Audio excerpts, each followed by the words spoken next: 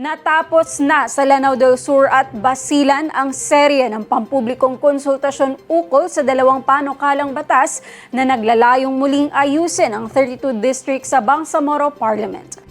Pinag-usapan ng Parliament Bill No. 351 na ininihain ng Government of the Day at ang Parliament Bill No. 347 isang private member bill na parehong nagmumungkahi sa pagbuo ng mga distrito upang matiyak ang makatarungan at epektibong representasyon sa rehiyon.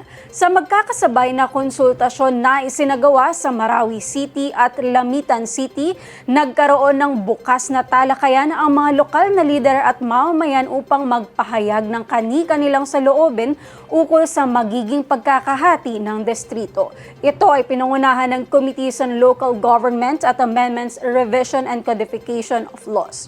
Sa Lanao del Sur, pinagdebatehan kung dapat bang magkaroon ng 9 o 10 distrito ang probinsya.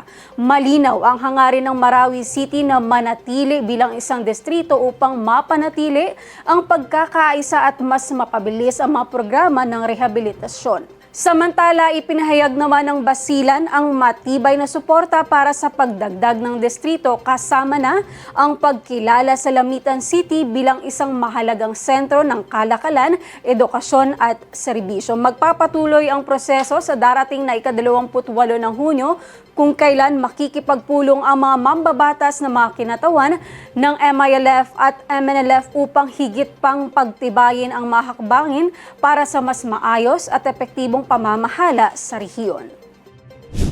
Actually po, isa po sa reason talaga bakit din gusto natin ng magandang representation ang hindi lang ba for Basilan but even before for Sulu and Tawi-Tawi kasi nga po we're from the islands.